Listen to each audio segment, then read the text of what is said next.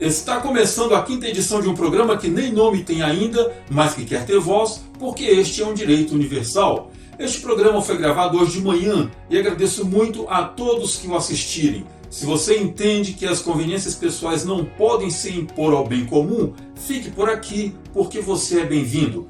Falo diretamente de Mogi das Cruzes. Muito obrigado a Carolina Nascimento e ao Matheus Modro pela parceria na realização deste programa. O tema de hoje é democracia e violência, duas realidades que não podem ocupar o mesmo espaço.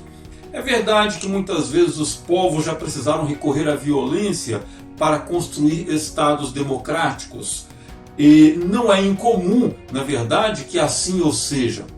Porém, também é verdade que nas sociedades democráticas, a democracia morre um pouco a cada assassinato, a cada latrocínio, a cada bala perdida que tira a vida de crianças e adultos, a cada extermínio, seja este causado por criminosos ou por agentes do Estado. A violência nos amedronta, a violência restringe direitos, dilapida a cidadania e pode até matar a democracia. Não dá, portanto, para ignorá-la.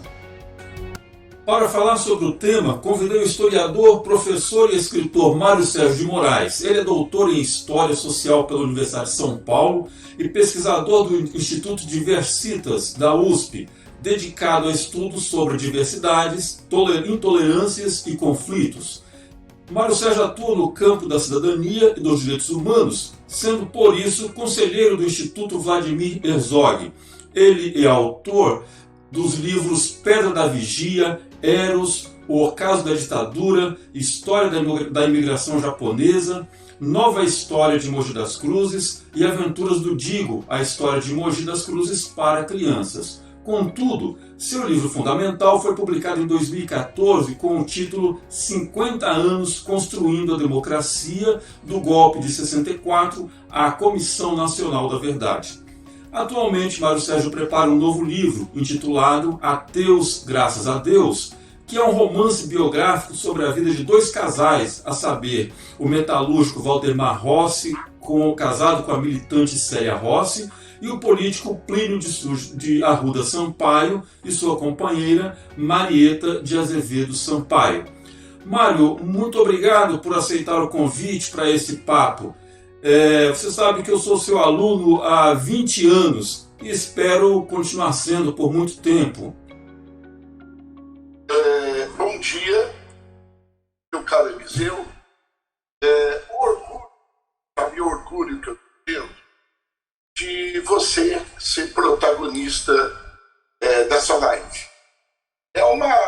Para o professor que vê o aluno depois se transformar num companheiro de trabalho e depois se transformar num profissional como você é, com a consciência de cidadania que você tem, meu Deus, eu me sinto, sabe, já numa idade madura, me sinto assim, meu Deus, será que o professor mesmo dele, com essa tal competência dele?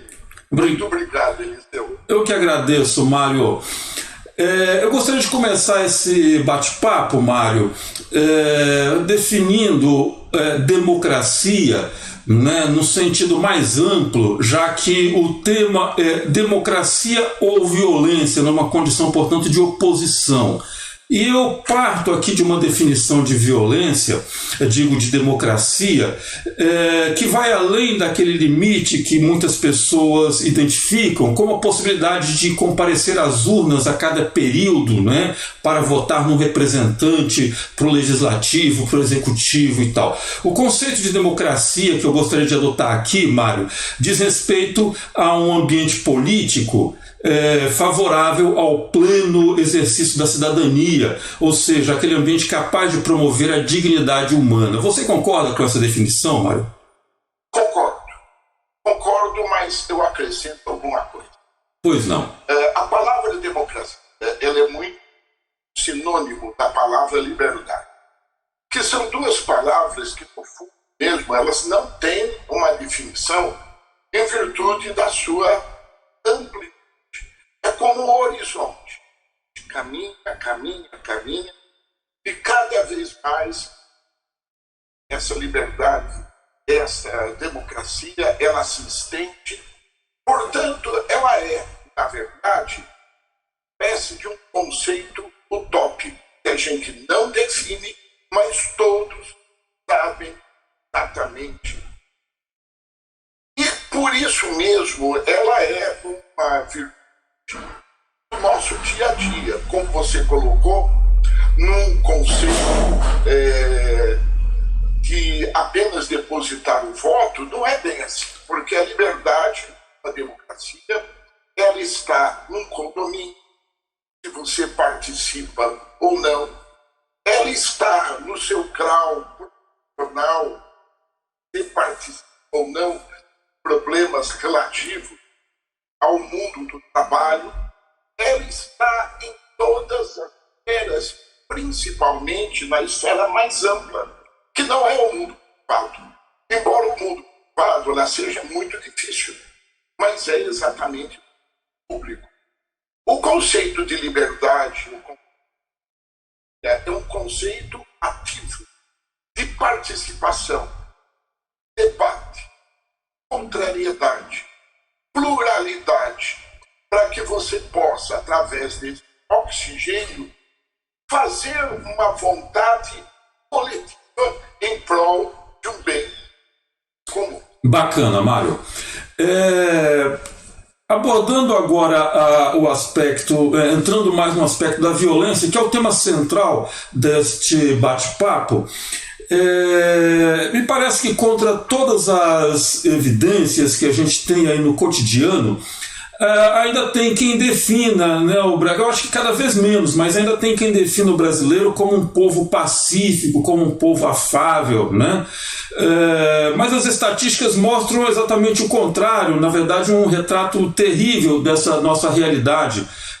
O Atlas da Violência, ele vai preparado pelo IPEA, né, você conhece bem, preparado pelo IPEA e pelo Fórum Brasileiro de Segurança Pública. Informa que em 2017 ocorreram no país mais de 65 mil homicídios, né? Desses, quase 60% vitimaram jovens do sexo masculino com idade entre 15 e 19 anos. Você concorda que, na verdade, somos uma nação muito violenta?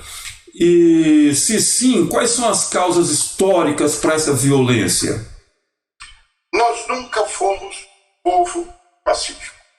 A partir do momento da nossa colonização, porque o fenômeno da exploração, da conquista, do genocídio estavam absolutamente presentes na exploração. Fazia, no primeiro instante, em cima das populações indígenas e, posteriormente, em cima da população africana negra até que chegava. Se a gente pegar desde o período colonial, depois passando pelo período monárquico, nós tivemos cabanagem, nós tivemos farroupilha, nós tivemos os inúmeros levantes negros, que mostram que nós somos povo absolutamente, quase que por vezes, casta social. Veja que eu não estou usando o termo classe social, que sem dúvida é um termo adequado. Mas eu quero, no nosso papo aqui, dar exatamente uma divergência histórica entre grupos sociais aqui, aonde determinados elitistas se apropriam do trabalho alheio para impor uma violência histórica. A democracia tem a sua febre, a sua epidemia maior, exatamente o fenômeno da violência. Você citou ali, exatamente, o Anuário Brasileiro de Segurança. E, por aquilo que eu tenho também dos relatórios, para a gente dar uma atualização nisso, no ano de 2017, foram mortos apenas, tão somente, pelo Estado, pela polícia, 6.220 pessoas. 19% dos homicídios feitos no Brasil são feitos através do Estado. Isto, aqueles que são notificados, porque os que não são notificados devem ser pelo menos o dobro. Então, o trato que o Estado, historicamente, tem, principalmente as populações marginalizadas, não é saúde, não é educação, não é cuidado, não é saneamento básico. Ele chega através do braço armado. Isto não é simplesmente uma coincidência, não, é um projeto de poder. Casa Grande de um lado e Senzala de outro lado, que nós estamos vendo hoje através de como essa pandemia está sendo tratada. Diga-se de passagem que as populações mais atingidas são as populações de periferia, se não me falha a memória, porque tudo isso é recente, 82% da pandemia está caindo nas populações excluídas desta cidadania. São populações visíveis, mas elas têm classe social. Perfeito. Se a ideia de democracia visa uma condição de cidadania plena, ou seja, o respeito aos direitos individuais, a busca por igualdade de condições e de oportunidades para todos, é possível, Mário, construir uma democracia sólida num ambiente de tanta violência? Como ela afeta diretamente a democracia? Me refiro à violência. Como que ela afeta e atinge diretamente a democracia?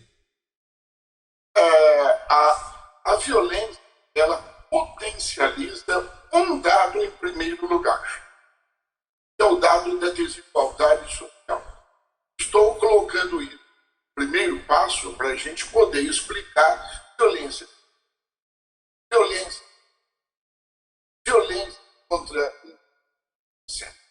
o dado principal do Brasil, fundado na escravidão, é a desigualdade.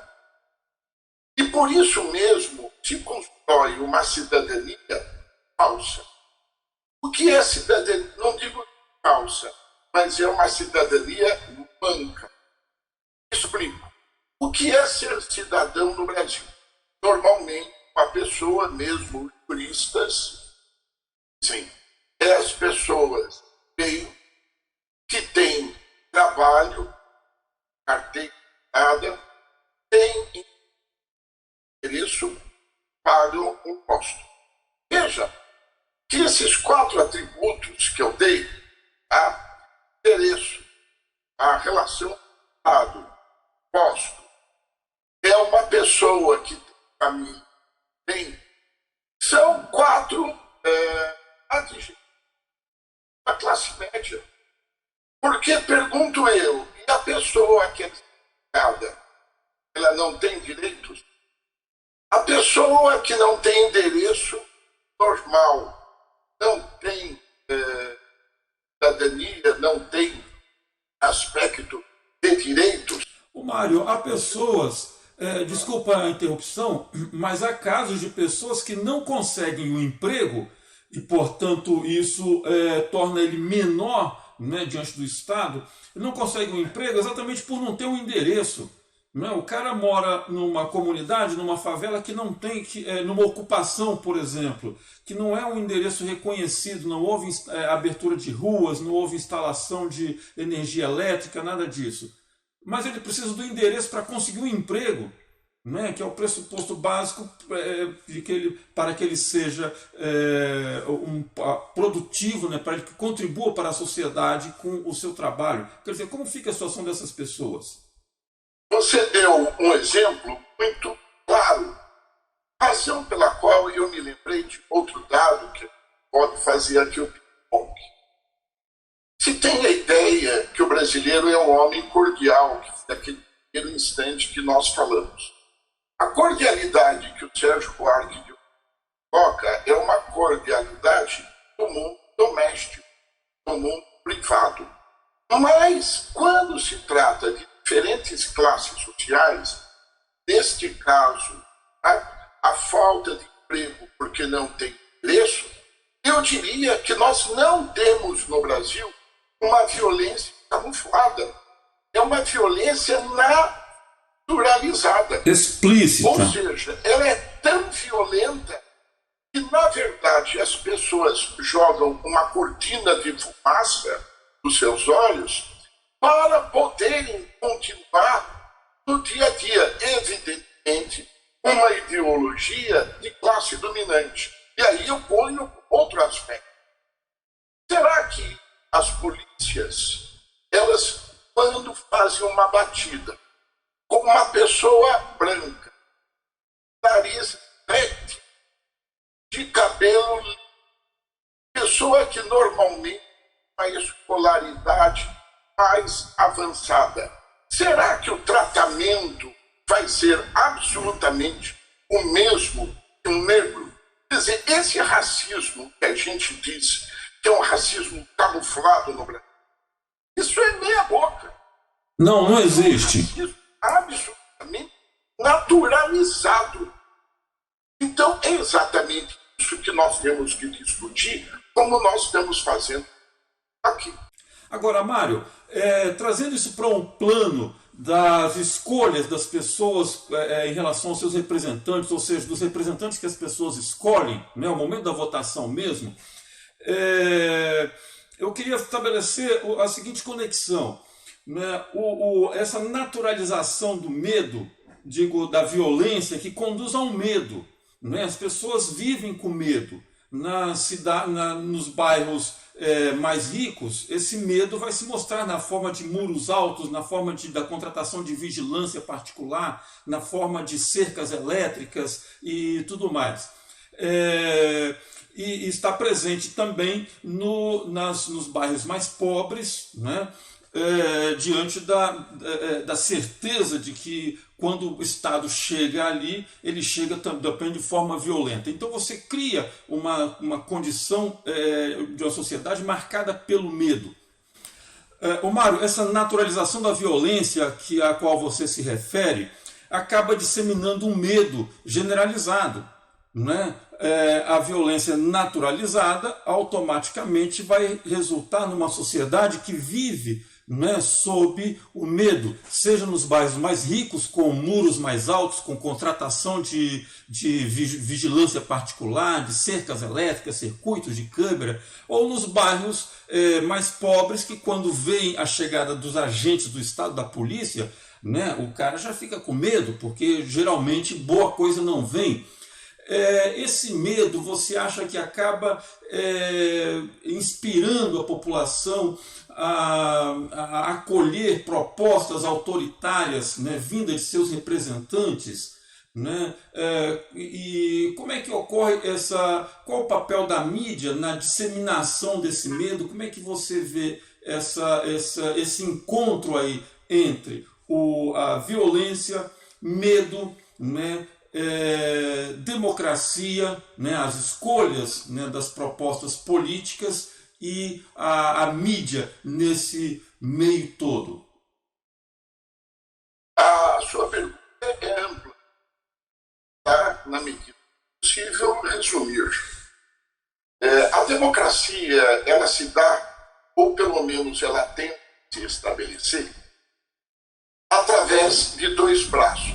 Não é um braço, o braço da... Mas ela não...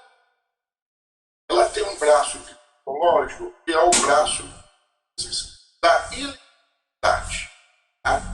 No braço jurídico, principalmente numa sociedade que tem castas sociais, o que ela faz? Ou ela age diretamente através da polícia, ou ela age através da privatização da violência, na medida em que ela permite que certas milícias legitimadas pelo Estado façam aquilo do trabalho, não somente da força física, mas criando todo um aparato de comunicação que a gente vê nos programas televisivos, policiais, aonde só falta falar, mata porque não vale nada.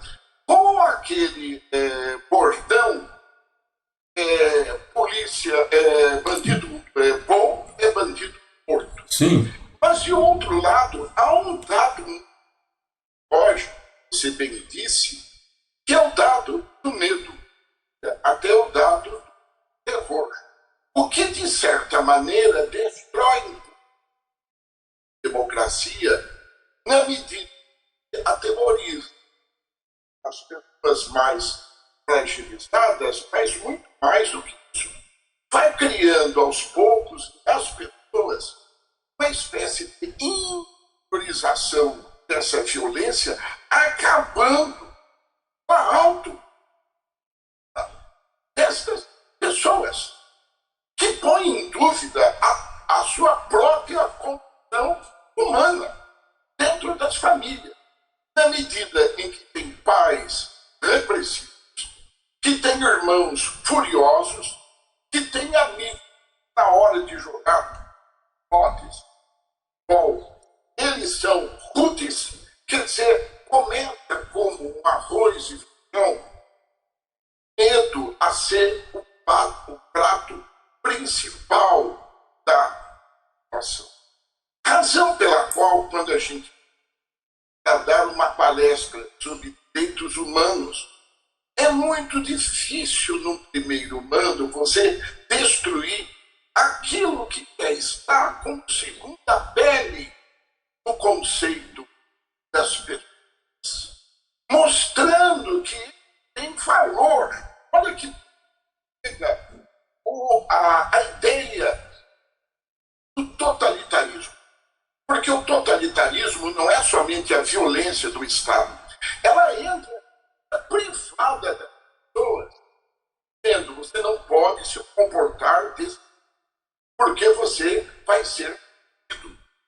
Então, volto a falar, dentro da história brasileira, nós não temos muito períodos democráticos. Ultimamente, se diz, nós vivemos numa democracia sobre o aparato militar. A democracia não tem a democracia, ela é, ou ela é, ou ela não é. Como uma pessoa que diz: eu estou grávida. Não existe. Ou é, ou não. Ô Mário, nos bairros mais pobres, alguns deles que inclusive votaram nas últimas eleições em propostas bastante autoritárias. Eu me refiro inclusive ao plano estadual. Né? No Rio de Janeiro se elegeu um governador dizendo que ia mandar atirar na cabecinha. Né? Em São Paulo também se elegeu um governador que disse que ia mandar a polícia atirar para matar, e efetivamente os índices de mortes causadas pela polícia cresceram neste último ano de 2019. E muitos dos votos desses que se elegeram vieram justamente de bairros que hoje são alvo da ação da polícia. Né? Você acha que isso tem a ver com a perda da autoestima, da noção de cidadania e de direitos, conforme você se referiu? Sem dúvida nenhuma. E aí se dá uma ideia: favelados ocupados pela própria violência, o que é uma ideia absolutamente falsa. Claro, com certeza. Porque, no fundo, nós que somos professores de comunicação, a gente discutir quais são as informações que chegam a esses grupos, que são informações legitimadas também por certas. É como se a desigualdade fosse natural, é como se a cor da pele a pessoa fosse natural. Você veja, a naturalização da violência é tão grande que a gente mesmo, por vezes, só para colocar o racismo nisso, tá? Pessoa de... Sim. Porque a pessoa, ela não é verde, ela não é amarela, tá? A gente diz: câmbio negro, que é uma coisa, sei lá, meio, né, marginal e etc. A gente preto de alma branca. Então, no nosso dia a dia, na nossa consciência, são esses pré. No caso, principalmente, da eleição, aquela pessoa fragilizada nas suas formações, ela tende a dar poder àquele tudo que está à volta dela, que é uma coisa histórica do Brasil. Estou precisando de uma cesta básica. Quem é que vai me dar exatamente essa cesta básica? E o poder usa, agora que vai chegar as eleições municipais, para fazer essa perpetuação do toma cá, dá lá, que de passagem tem uma eficiência extraordinária na perpetuação da desigualdade e na perpetuação da dominação. Quando nós que somos professores, a gente recebe pessoas, às vezes, de uma classe média baixa, e a gente começa a entrar nesse aspecto, é muito interessante a reação do aprendizado para nós. Se você entrar diretamente no papo de análise, ele que já está com uma ideia pré-concebida, eu vou usar um gesto aqui, ele faz assim. Se você tentar demolir esta informação através de poesia, através da arte, através da representação, através até da oralidade da sua voz, atingindo não o pensamento dele, mas atingindo o coração dele, começa a fazer. Porque volta de antes, a estrutura dele está na pele, está no coração, está na inteligência emocional. Então é muito importante para nós que fomos formados na geração dos anos 60 e dos anos 70, nós que somos nucleares, cartesianos, nacionalistas, e a gente acha que apenas com análise a gente pode designar isso. Não é bem assim. Eu acho que o nosso pensamento, a nossa nos dá um caminho.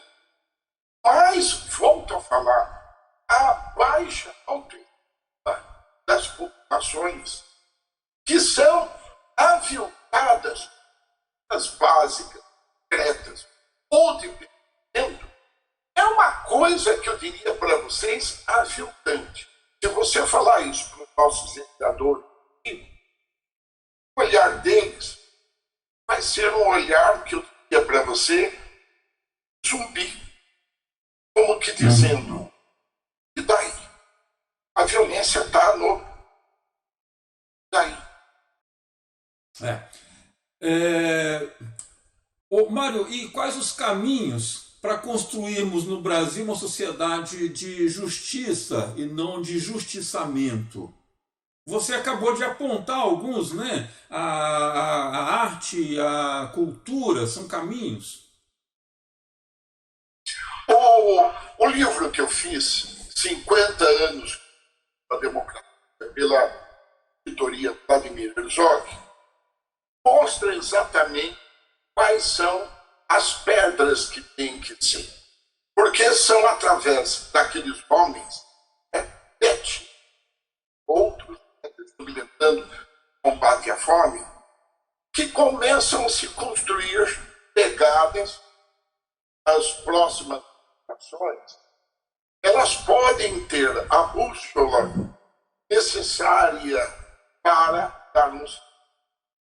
A primeira coisa é a gente fazer de pessoas. E quando eu falo grupos, eu não estou falando de 50 pessoas. Eu estou falando, no instante, amigos que estão do lado. O Valdemar seu Anócio chegava na fábrica, jornal, e ele ficava vendo o papo do Paulo. E ele abria as manchetes polêmicas, tempo em que havia, e colocava o jornal com as manchetes polêmicas ao lado do cafezinho. As pessoas chegavam com aquela e começavam a comentar. Ele entrava no meio, começava a fazer por laços de amizade, companhia de vizinhança, e a Célia através de comadres. A isso que a égide da Igreja Católica e da Teologia da Libertação começavam a fazer encontros. E desses encontros nasceram a pastoral operária. E desses encontros nasceram as comissões de escola, de mães, de saúde, do movimento de é de alguma forma baixo para cima. Eu acho hoje nós estamos sendo potencializados porque através do celular nós podemos transformar isso numa contra a favor da cidadania. Ontem eu participei de uma live, 1.000 pessoas, porque foi até 1.000, porque da Nicarágua, da Venezuela, do Brasil, da Piauí, com o teólogo Leonardo Boff. Então, aquelas salas que resumiam no primeiro instante na casa dele, Valdemar Rossi, com 30 pessoas, são potencializadas hoje. Então, a primeira coisa, quem está do meu lado? Detalhe, não é nada ideológico. Tá? A ideologia pode ter como horizonte. Quem é o meu companheiro? Quem vai dividir o pão com quem que eu vou fazer a partilha? A partilha não somente da oração, da religiosidade, mas a partilha das minhas virtudes, da solidariedade. O segundo passo são movimentos urbanos. Você passa passo. No caso da Célia Rossi, naquele tempo que o orelhão, ela simpatizava com aquelas fichas com as vizinhanças e a cada uma hora telefonava lá para a prefeitura do Maluf: queremos isso, queremos isso, queremos isso, queremos isso. É exatamente desta forma que a dia não é com grandes. Não é. As grandes elas servem para dar uma ideia do processo. Mas são coisas pontuais.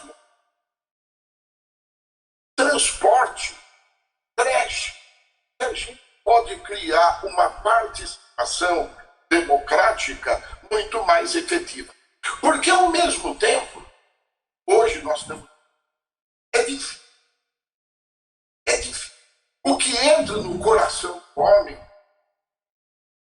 no meu caso, que fui estudante participante, essa liberdade. Poxa, quem vai tirar? Está no meu coração. É a mesma coisa com quem eu casei. Está no meu coração. Ninguém vai tirar. Mas, Mário, eu concordo com você, sem dúvida. E o que você está falando de iniciativas que surgem, né, pequenos grupos de pessoas, e isso vai aumentando, né, se conectando com outras, tal, numa estrutura quase que de rede mesmo, até que isso seja capaz de transformar toda uma perspectiva. Ocorre que o estado violento que falávamos há pouco, sequer isso ele identifica e respeita e o segura, porque a gente tem relatos de jovens que estavam, por exemplo, em saraus, em encontros, né, de artistas e culturais, e da mesma forma a polícia chega e espalha todo mundo, ou ainda, para ser ainda mais específico, como em Paraisópolis, naquela festa que era um baile funk e que a polícia chega e causa a morte de 9 jovens, né? Como que a gente consegue superar essa perspectiva do Estado em relação às comunidades mais pobres, aos bairros mais pobres? Porque quando você tem esse Estado que dissemina o medo, me parece, posso estar equivocado, me parece que essas iniciativas populares de conexão, de construção de cidadania, elas ficam bastante prejudicadas, porque acaba predominando o medo. Eliseu, é e não é. Num primeiro instante, você precisa ter em si uma ideia. Vamos pegar um caso particular: o assassinato da vereadora Marielle Franco. A reação diante disso está colocando uma pedra no sapato, ainda não, com relação ao Estado, com relação às medidas, com relação aos gabinetes que devem ou não ter participado. Mas acontece que uma ideia de processo. No primeiro instante, aqui dá uma impressão. Nós estamos comprando uma briga grande e nós somos absolutamente razão pela qual hoje, como Golias, há de passar em uma de Davi. Porém, as coisas também não acontecem. Não concedem desvio. Porque a gente deve perceber que inúmeras coisas que foram construídas ao longo dos 40 anos, inclusive esse vídeo que posso aqui falar, foi fruto de época do terror. Para a gente deu a ditadura militar, que era um estado do terror, porque estava na cara grossa. Na minha sala de aula foram presos 8 pessoas. Só que isto vai construindo como um tijolinho invisível um certo sentido de cidadania. Se caso a gente essa discussão, como é que pode dar uma análise desses grupos agora que estão saindo da rua pelo racismo e contra a democracia. A favor da democracia e contra o racismo. Como é que a gente... Ou seja, é um jogo que é para você de um vai em constante, que num primeiro instante para nós apavora. Hoje, quem tem bunda tem medo. E todos nós temos bunda e todos nós temos fragilidades. Só que quem vai na contramão, sabe, a bonança, ela há. Isso aqui é do verbo respeito. Você fala, pô, mas religioso, é religioso. Eu entendo a sua perspectiva histórica, você como historiador, de fato, né, penso que o seu olhar, né, é esse olhar de processo, né? E justamente nessa perspectiva de processos, ou seja, nessa perspectiva de causas e efeitos, você acha que a nossa saída da ditadura, conforme o que você mencionou agora há pouco, naquele processo lento, gradual e seguro conduzido pelos militares, a ausência de julgamento, né, nós não resolvemos, né, essa questão da ditadura, tudo foi meio que, né, deixado de lado para não atrapalhar o andar normal, né, da vida, das instituições. A falta de solução para esse nosso período tenebroso, como você classificou, explica a violência de hoje, particularmente aquela violência vinda da parte do Estado? No livro eu tenho um capítulo chamado A Cidadania Manca, que eu explico como se deu a Constituição de 1988. A Constituição, se chamou, muito legal, Constituição Cidadã, ela tem uma espécie de uma conciliação entre aquele que estava saindo do poder com a ideologia da segurança nacional, que a guerra é a solução, e os grupos que estavam já permeando o Estado, que no tempo da nova República, eles eram capitaneados pelo PSD, posteriormente pelo PT.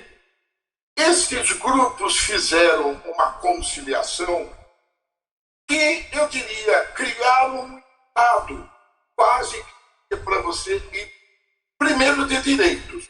Palmas. É o capítulo da Constituição brasileira que garante as liberdades. Mas, ao mesmo tempo, deram uma brecha, não somente no campo das leis, mas uma brecha no sentido da exploração social, que ainda perpetua, no caso que a gente está falando, pela mão da polícia. Quando a gente pensa que nos governos mais progressistas do Brasil, o Exército foi chamado lá para Belo Monte, com a anuência do Estado, para promover a repressão dos trabalhadores da anuência do Exército. Como é que se permitiu isso? O Exército ele, primeiro, ele não pode ter posição política partidária interna. Segundo, ele é voltado para causas... O inimigo externo, né? Guerra. Exato. Mas ele não pode, teoricamente, ser chamado para resolver questões internas. E foi. Mas nós temos hoje pessoas pedindo ao Exército, pedindo AI-5, né? Como é que a gente entende isso, Mário, Porque não foi esclarecido tudo. Exato. Mesmo a Comissão Nacional da Verdade chegou até um determinado ponto e que as últimas palavras eram da continuidade das averiguações. E não se chegou. É como se chegamos até aqui, vamos colocar um pano quente, feridas do passado não promovem alto à frente. Você veja, no caso da Argentina, se apurou muito mais. Sim, exatamente. No caso do Chile, se apurou muito mais. Uma vez eu estive em Buenos Aires para um congresso internacional de anos e eu e um outro. Nós íamos falar sobre tortura nos arquivos. Vimos os depoimentos do Chile, vimos os depoimentos de outros países. Quando nós dois subimos, isso foi, eu acho que 2006, 2005, antes da Comissão Nacional da Verdade. Mas nós dissemos o seguinte: nós, teoricamente, por aqui, nós não temos nada para contar para vocês. Porque os arquivos não foram abertos. Quer dizer, e até o caso da Viseu tenta mesmo. Não sei, vou ser irônico, logicamente. Como é que você vai anistiar torturador? Porque a anistia é para reparar o injusto. Então nós fomos justos contra quem cometeu o crime. É um negócio do outro mundo. É o Brasil da dupla face. É um Brasil esquizofrênico. É um Brasil que está voltado para apenas alguns segmentos da sociedade, né? Segmentos esses que não sofreram, né, os horrores da ditadura. Sem dúvida nenhuma. Se você perguntar para uma classe média alta, colaborou, diga-se de passagem que quando a gente chama de ditadura, a gente deve usar os termos corretos. Exato. Ditadura civil e militar. Porque dá a impressão que apenas homens verdes foram responsáveis. Não é bem assim. Não é bem assim. Eles tiveram apoio social exatamente. Não é possível uma ditadura. Pô, 21 anos no poder, meu Deus, não de pilares sociais. Aqui é a laje. A laje não se mantém se ela não tiver pilar social. E qual era o pilar social? Era o grande capital das multinacionais, dos banqueiros, dos industriais, dos latifundiários e dessa classe média que até hoje ela vai para a rua pedindo o AI-5, né? Ela não tem consciência nenhuma, ou melhor, eu até moderado, ela tem consciência sim. Manda descer o cacete, porque só dessa maneira vai dar certo. O símbolo é esse. Exato. Que vai ao encontro daquilo que o sociólogo Gessé de Souza aponta como o papel do Estado, o papel, portanto, sequestrado por esse interesse, né, seja do grande capital e seja de uma classe média alta, para estabelecer limites, né, entre o Brasil incluído, o Brasil de cidadania, e o Brasil dos excluídos, aqueles para quem as noções de cidadania e de democracia não se aplicam, né? Exatamente. Acho que este é o ponto central que a gente pode explicar a violência. Aliás, a violência é um fenômeno muito complexo. Sim. Que a cada passo da violência doméstica, da violência contra os indígenas, ela tem seus pontos específicos.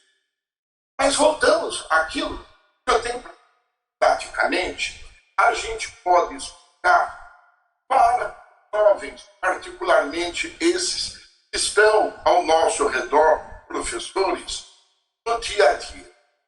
Você fez, você me contou ontem, uma coisa muito. Você chegou para os seus alunos, falou sobre violência, e eles foram para a criminalidade que está nos jornais. Você mesmo disse, mas peraí, tá?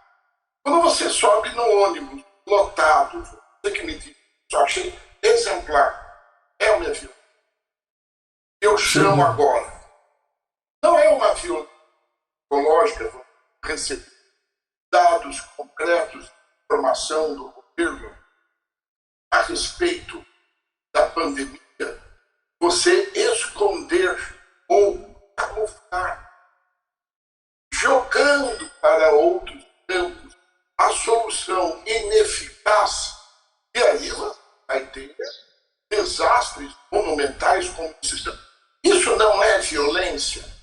Não é violência, por exemplo, você chegar, eu fala assim, cala a boca, Claro. quem manda aqui sou eu.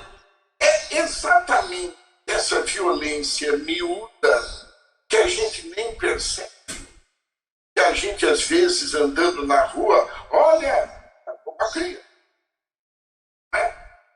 Se você não me obedecer, eu chamo a polícia. Às vezes em fila de banco, a gente vê esse tipo de diálogo, que é a morte da criança. 11 anos, fora o trabalho pedagógico, mas é fácil em cima dessas crianças, né?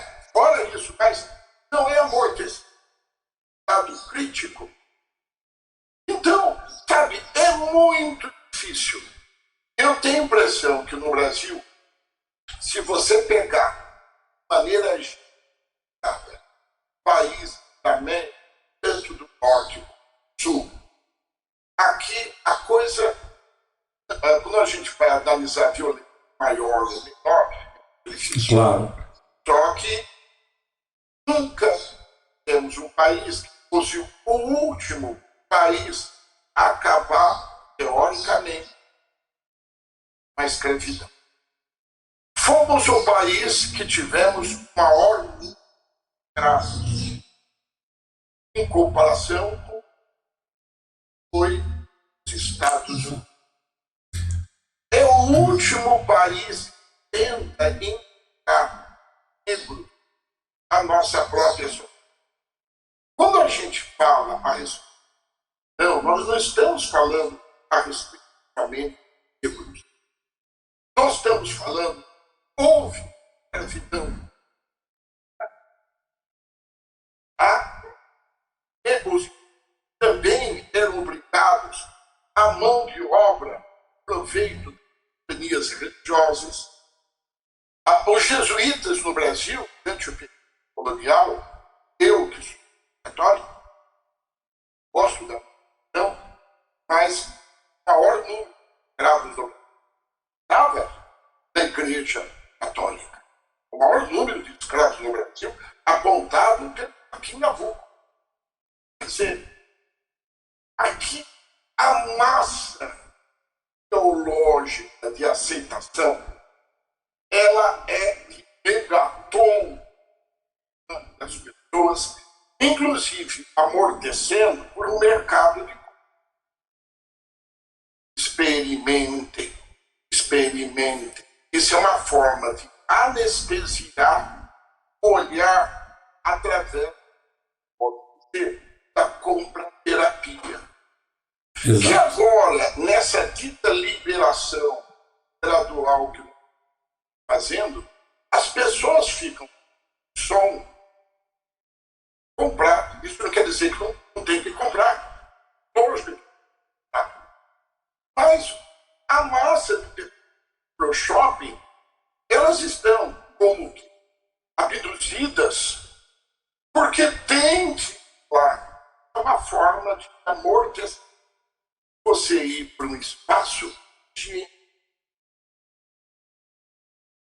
alguém pode dizer, você não vai no shopping, mas você é lógico. Você não toma Coca-Cola, lógico. Você não veste calça de lógico. Mas a minha atuação e a minha cabeça está no outro campo. Exatamente uma participação ativa. Eu vou para comer até o McDonald's de vez em quando a minha cabeça de a minha cabeça de consumidor está lá. Mas esse dado da compra aqui é uma outra. Eu não existe uma pandemia hoje. E consciente. Aliás, é fruto exatamente de um engendramento de poder, de uma engenharia de poder para adensamento. Só para dar uma bicho. A gente ouve às vezes. Nós estamos, professores da faculdade, para adestramento de mão de obra. Não estamos. Os alunos são clientes. Não tem sentido. Não faz sentido. Ainda bem que a gente tem um corpo de professores críticos que leva esse dado da educação, graças ao campo da cidadania. Abrindo, e a gente tem orgulho do aluno que a gente é formado, que a gente poderia até nomear pessoas que hoje, presidentes de organizações, nossos alunos, o Eduardo, para memória, que tem 800 mil adeptos, falcões. Sim. Mário, e justamente considerando a nossa atuação em cursos de comunicação, eu vejo e gostaria de destacar muito o papel das comunicações neste cenário que estamos aqui discutindo, e esse papel fica muito claro quando a gente considera programas policialescos com grande penetração junto às camadas populares, não apenas, mas também com grande penetração junto às camadas populares. E eles que são veículos para a condução de ideologias, né, que naturalizam a violência como sendo a única possibilidade para tratar as questões complexas, né, da vida em sociedade. Não passou da hora, Mário, da gente ter algum dispositivo, né, para algum dispositivo de controle, de acompanhamento? Não me refiro à censura, evidentemente, outra forma de violência, mas algum dispositivo que possa, de alguma forma, disciplinar o uso dos meios de comunicação para promoverem a cidadania, promoverem a democracia e não promoverem o medo, como a gente observa? Eu vou responder essa questão em 2 momentos para você. No primeiro instante, com grande orgulho. Eu recebi agora pelo WhatsApp que alunos nossos da UNC apresentaram uma reportagem a respeito de programas sociais do PCC. Exato. Foram chamados pela CNN. A gente fica pesando 200, não somente com os alunos, mas com os professores que fizeram isso. Tá? E isso é uma coisa muito mais comum do que a gente imagina. Quer dizer, poxa, acabou de defender a CNN, ele chama para que faça uma reportagem. Vou agora para a segunda pergunta. A primeira. A segunda parte, basicamente, quando você pega os Estados Unidos, há sim leis, controle da informação, através não só da sociedade civil, com inúmeros órgãos de responsabilidade, como nós tínhamos o Observatório da Imprensa, tá? Como também gerais unem quando se faz apologia, tá? Se você pegar o primeiro país que fez essa regulamentação, foi exatamente a Inglaterra, tá? Porque lá a primeira televisão que surgiu, estou dizendo, foi a BBC de Londres. Tá? Aliás, a primeira foi a norte-americana, mas a segunda foi lá, diga-se de passagem, no Brasil. Mas, de qualquer maneira, foram feitas leis regulatórias, tá? Inclusive para não existência de monopólios. Porque o problema não é a televisão, não é o aparelho em si, não é a máquina em si. É como a informação é utilizada a respeito de 2 a 3 famílias, 4 a 5 grupos, que, na verdade, às vezes, têm interesses muito parecidos e só vão no discurso único. Essa regulamentação deveria. Isso não fere a liberdade de. Isso não fere a autonomia do jornalismo, menos do jornalista, porque precisamos fazer aí uma diferenciação entre empresa e imprensa. A empresa tem os seus e é necessário que os tenha, mas se combate na pluralidade, não no fechamento, muito menos na censura.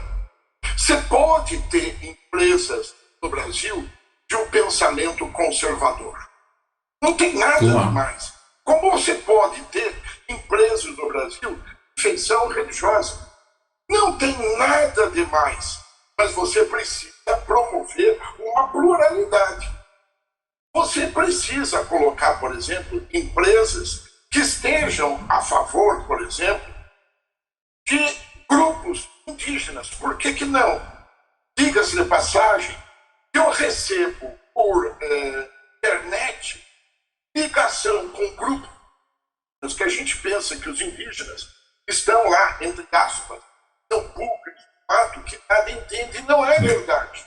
Eu recebo informações do grupo Guarani através da ação.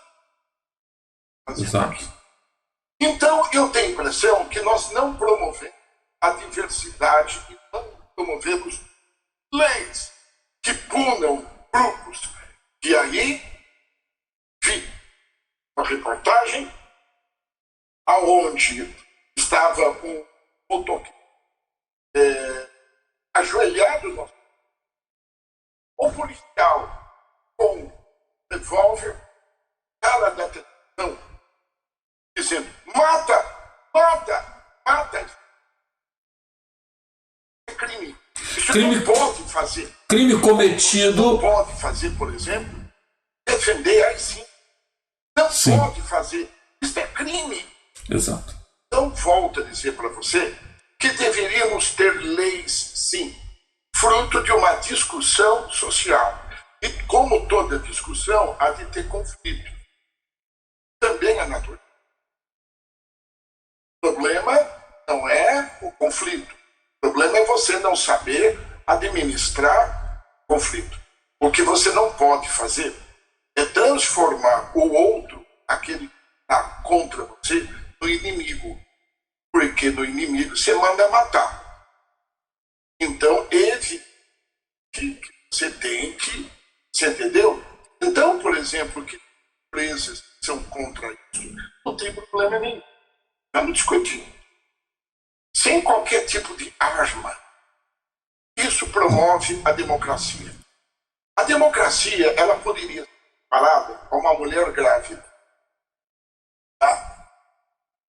E a dor, além dos 9 meses de preparação, a dor, às vezes, é no parto. Meu Deus, como no dia a dia nascem coisas gloriosas que enchem o coração da gente do esperança. Você diria então que estamos vivendo o parto da democracia? Não sei. Eu não sei. Porque é muito. Tem uma frase, autor italiano, que diz: nós não somos contemporâneos de nós mesmos. Porque no meio da neblina, você não sabe aonde você está indo. Você está num momento de transição. Como eu não sou profeta, eu não tenho ideia quais são os limites de uma resistência daquilo que nós construímos a partir do momento lá dos 80, aonde encontra a ditadura. Eu não sei aonde vai dar. Tá? Então eu não posso fazer exatamente prognóstico. Claro. Agora, não dados os limites de um ideal. Não estou falando de direita, não estou falando de esquerda. Sim, de civilização. Estou puxando para o campo, vamos assim, das nossas políticas. Mas você não pode defender tortura. Você não pode defender. Você não pode ter exploração sexual. Nós devemos ter... Você não pode defender exclusão social, você não pode defender salários degradantes, não é? Nós devemos ser intolerantes. Exato. Contra a escravidão, exploração sexual de mulheres, contra crianças, nós devemos ser intolerantes. Porque ser tolerante, eu diria, tem a defesa dos humanos, que você não vai matar. Não pode, aliás, religião. Tá? Meu ponto de vista, o quinto mandamento: não matarás. É o quinto mandamento. Quem é cristão ou muçulmano da paz, ou candomblé da paz, ou budista da paz, tem que permear no seu coração o olhar sobre o outro, mais do que você precisa estar ao lado do compartilhamento, companheirismo. É isso. E mais uma vez, então, a gente volta àquele ponto que falamos anteriormente, do papel de cada um, né, Mário? Porque se a gente fala do companheirismo, da compaixão, né, são sempre as relações de indivíduos com seus semelhantes. Portanto, a construção de uma sociedade democrática parte, portanto, também dessas iniciativas pessoais, né, no sentido de elas irem se articulando até se tornarem movimentos que tenham força suficiente para exigir, né, de seus representantes esse respeito à democracia, ou a busca por o estabelecimento de uma democracia plena, não é isso? Você entende bem? Um exemplo é eu com você. Exato. Exatamente, eu com você, e para nomear outros amigos que o coração aquece, eu com o Chelsea, sim, você sim, com o Claudinho, eu com o Wagner, e outros que estão ao nosso redor. Nós construímos um companheirismo dentro de uma universidade. Pô, isso é uma coisa fabulosa, porque a partir do termo universidade, nós temos uma pleia de conhecimentos, né? Não é história, não é sociologia, não é comunicação, não é política, tudo isso junto. Exato. É um conhecimento, se diz, holístico. Mas o conhecimento holístico está naquilo que a gente faz no nosso caminhãozinho de areia.